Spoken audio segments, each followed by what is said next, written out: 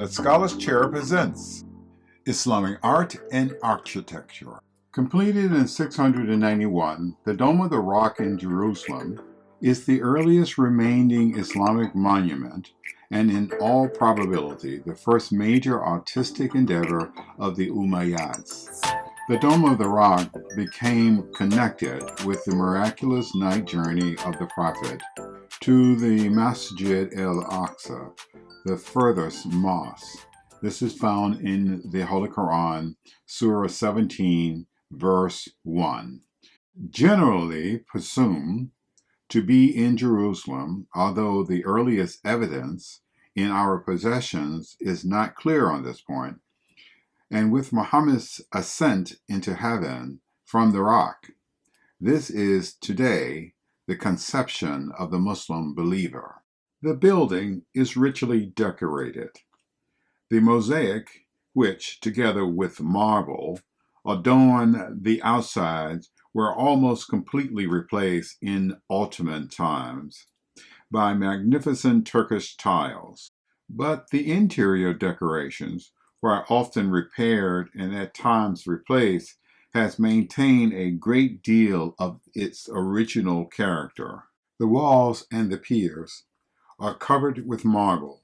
Mosaics decorate the upper parts of the piers, the suffix and spandrels of the circular arcade, and both drums.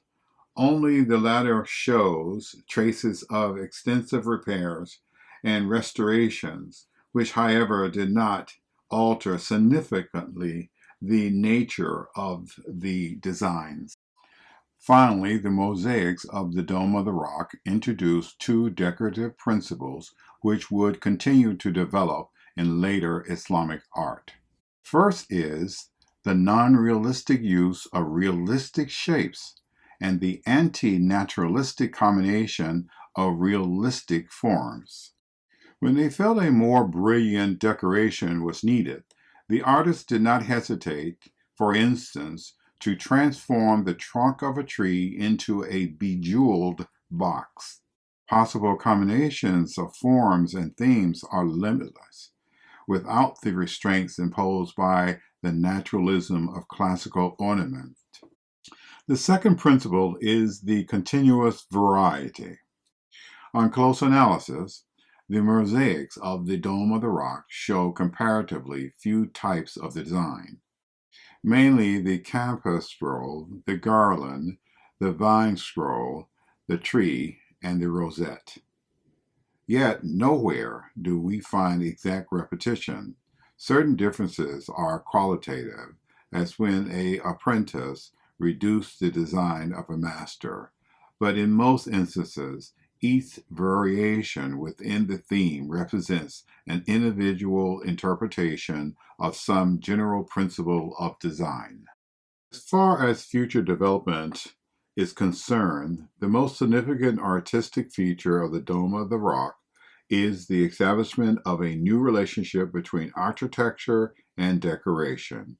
Until this time, the Mediterranean had continued, albeit with modification, the classical principles of decoration, and especially ornamentational decoration, as the servant of architecture, emphasizing certain parts of the building, but rarely suppressing the essential values of the structure itself.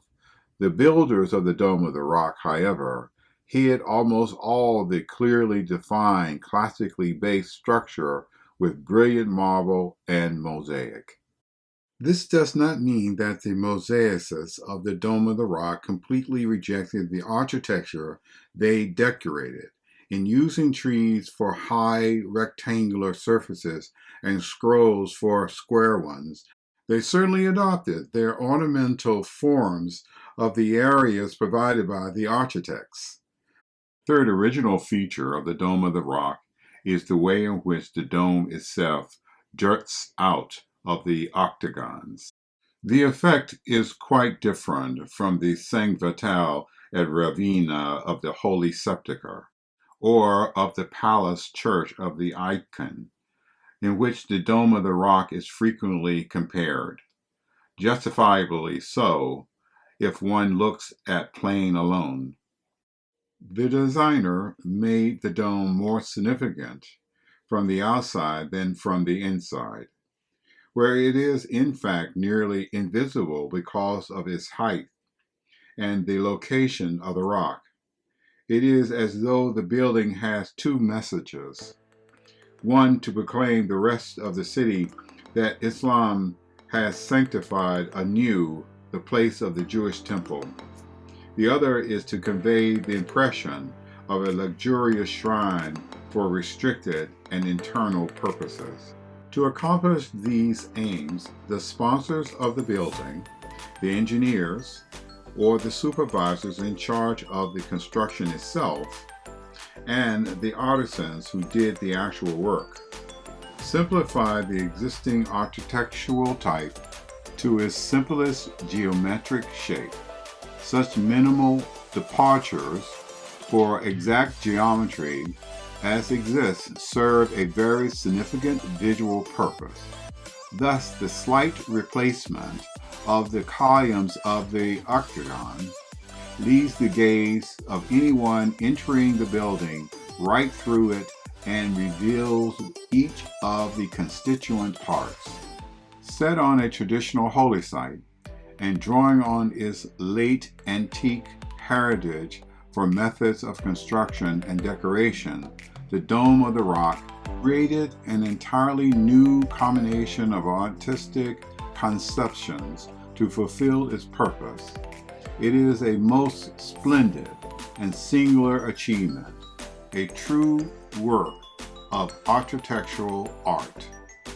The development of the mosque as an architectural form began before the construction of the Dome of the Rock, but actual monuments remain only from the first years of the 8th century. At Medina, Jerusalem, and Damascus, Abd al-Malik, successor al-Walid, 705-15, established a typological model for many later mosques. Of these three, only the one at Damascus has remained relatively unmodified in plan and appearance. Those in Medina and Jerusalem can be reconstructed, although at Jerusalem a number of chronological problems are not entirely resolved. But these imperial mosques were not the only type built in this period. Archaeological investigations, especially in Syria, Jordan, and Palestine, has brought to light alternative models demonstrating considerable flexibility in the creation of a space restricted to Muslims. According to prevalent understanding, this simple plan is based on that of the Mosque House of Muhammad in Medina, which would have become the model in newly founded cities. Although the double purpose of combined dwelling and place of worship was no longer possible or meaningful, these mosques were usually set next to the governor's palace and included within their boundaries a small structure serving as treasury of the Muslim community. Such structures have survived in Damascus and Hama, both in Syria. There are thus not only religious buildings, but also main social and political centers, as implied by the construct El-Masjid el-Jama', usually translated as congregational mosque. Each quarter of the town has its own small mosque and oratory, but we know nothing about their shape. The significance of the large Iraqi mosques goes beyond mere fact that in form and function they imitate the house of the Prophet. For primitive and simple as they were, they reintroduced the hyper-style hall in the Middle East as a characteristic architectural type. This was no conscious mutation of the old models of Persian large halls with small columns, Roman fora, or Egyptian temples. It arose rather from the combination of the need for large space in the newly created cities with the incidental prototype of Muhammad's house in Medina and the availability of misused units of construction like columns. The most significant characteristics of this revived hypostyle are that it was generally connected with a vast interior open space, and that, at least in these initial stages, its correspondence could be multiplied at will. If these were the first steps of mosque architecture in Iraq, can we assume that Muslims erected similar buildings in other newly formed towns, such as Old Cairo in Egypt, or in Tunisia, or in cities occupied by the conquerors in Syria or elsewhere? The early Old Cairo Mosque in 641 to 42 was an entirely covered building, to which a presumably porticoed courtyard was added only in 673. Otherwise, its plan is unknown, although it was probably a simple variation of the colonnade hall.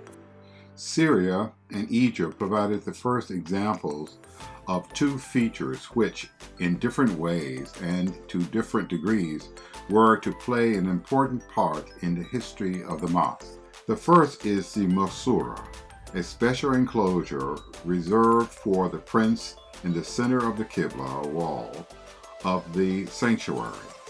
Its origin and date of appearance are still uncertain, but it must have involved protection from assassination and separation of the caliph from his subject.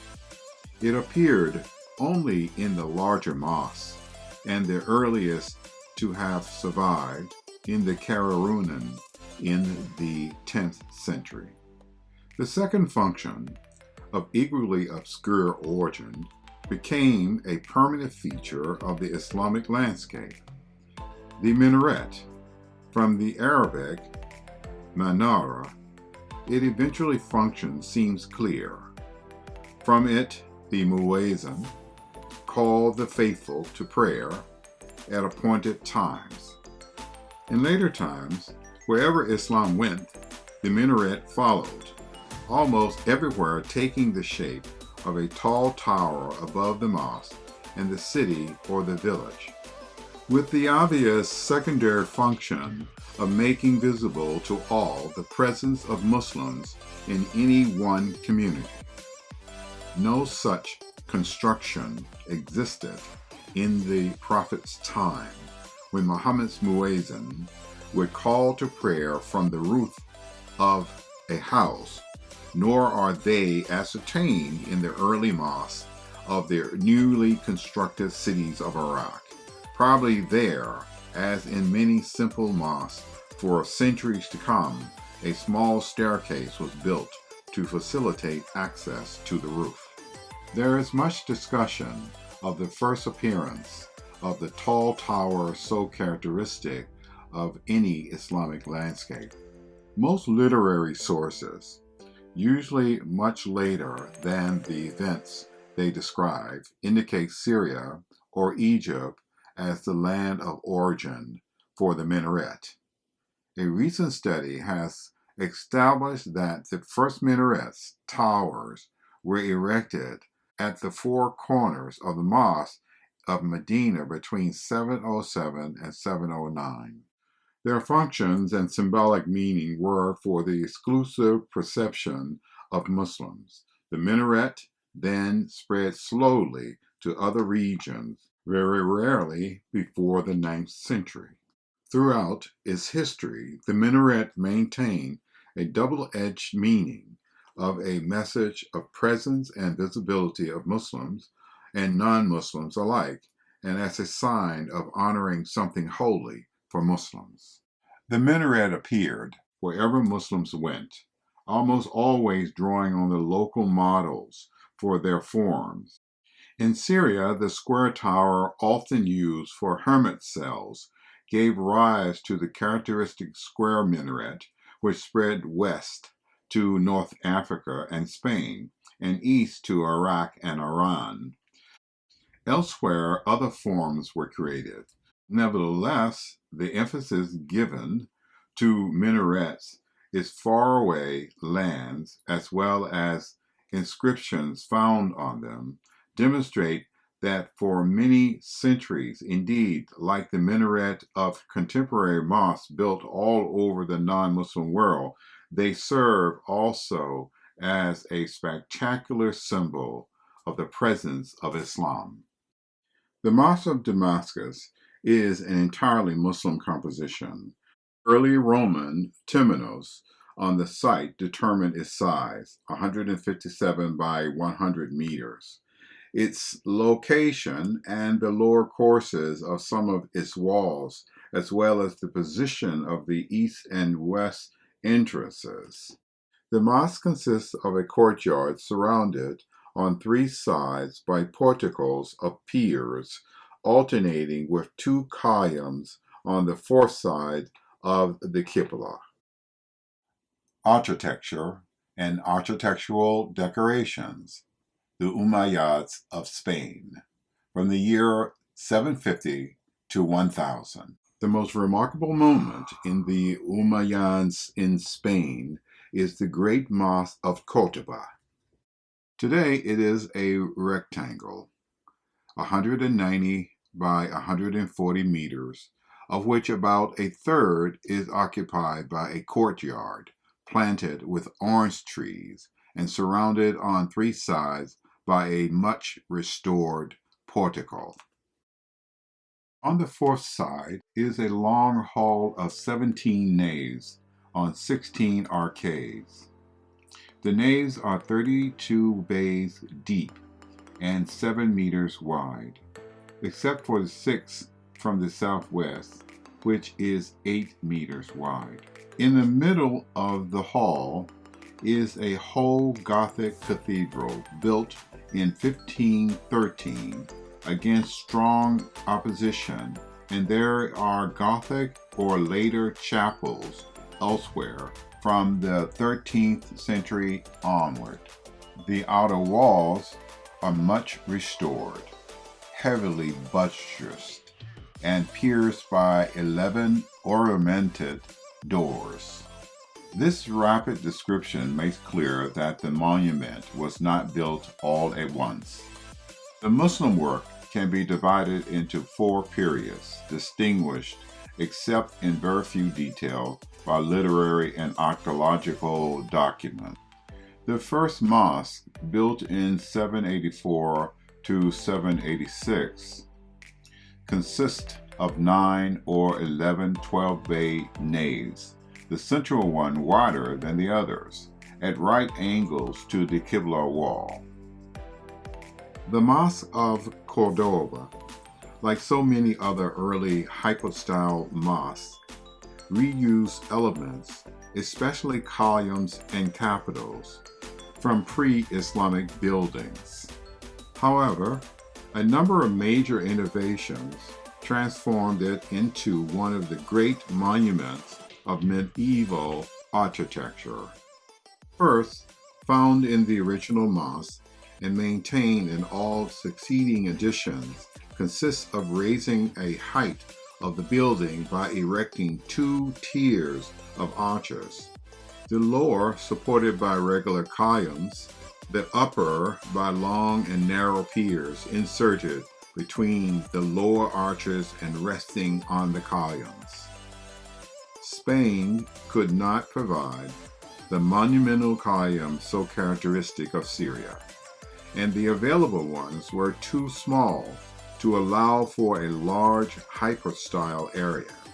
The result was this highly developed and impressive superstructure over numerous but short supports, creating the most original visual effect of elaborate ceiling, further strengthened by the alternation of colors in the stone and brickwork of the arches. Second innovation involves the arches, the domes, and the mihrab of El-Hakam's addition. The slightly returned semicircular arches of the first building become polylobes instead of maintaining the single arch as a complete unit. The architects broke it up into small parts, which in turn created a complex pattern of interlocking arches used both as supports of the superstructure of the structure itself and as decorative designs for wall surfaces and for gates. The third innovation concerns the four domes.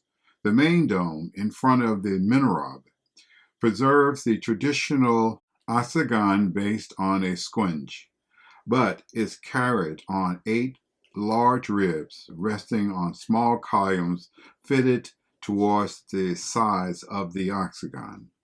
It is thus shortened, and its base has a scattered shape formed by 24 mosaic-covered centripetal ribs.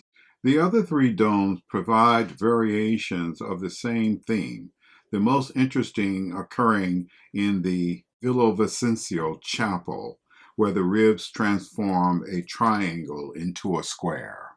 The structural significance of these innovations is difficult to assess, but one point is quite clear. Changes in the construction of arches and in the appearance of the domes lead to a great increase of the decorative and expressive value of both. Originally simple architectural forms and lines are transformed into complex ones and broken up into smaller units, each of which in turn becomes a decorated surface or shape. For instance, every single stone of the arch or newly created triangle, areas between the ribs supporting the domes. The straightforward forms of the classical form was developed into an infinitely complex combination of lines and shapes, almost all of which derive more or less directly from the specific units of construction. The Muslim architects of Spain recognized the decorative significance of the Cordoba innovation, as shown in the small mosque known as Bat Mardon in Toledo. It is datable around 1000. Its plan belongs to a pan-Islamic type which have appeared already in the Abbasid times. Its originality lies in its 9 small domes decorated with structurally useless ribs arranged in different patterns. The ribs of the Cordoba have often been compared to those of later Western Christian architecture.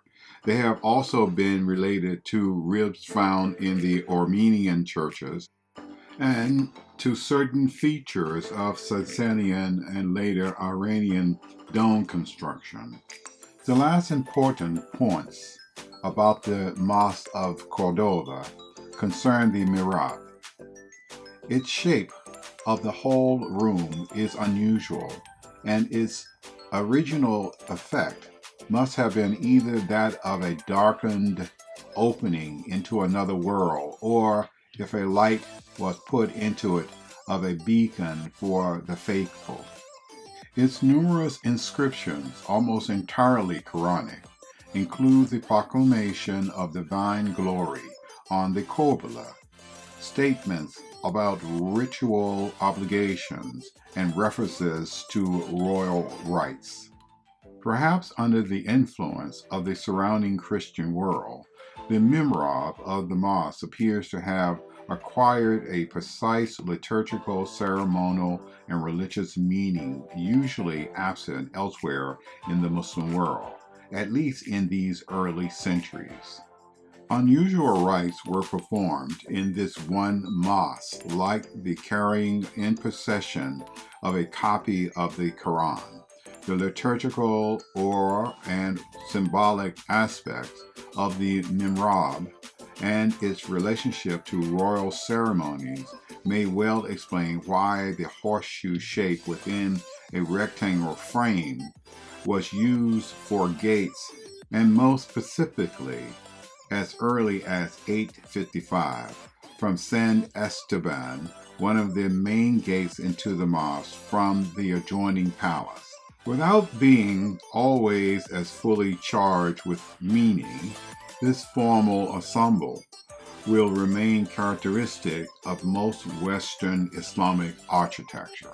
In spite of its disturbed and irregular plan, the Mosque of Cordoba then was the most extraordinary monument in which the fascination of early Islamic patrons and designers for a perfect blending of architecture and decoration finds one of its first and most brilliant expressions. The 10th century architect of El-Hakam developed structural and decorative forms which, like those of Samarra and Kairouan, provided the hypostyle building with a new order and a new emphasis.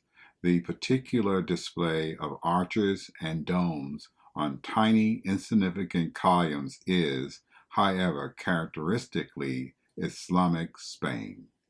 It is a monument of architectural art as it combines an economy of means with a powerful effectiveness of contrasts between light and shade, fulls and vowels, clear focus, and an infinite spread in all directions. Secular architecture, Umayyad Spain, is known through some public works, and particularly through some large and still mostly unexcavated expanse of Madinat al-Zahra, a few kilometers from Cordoba.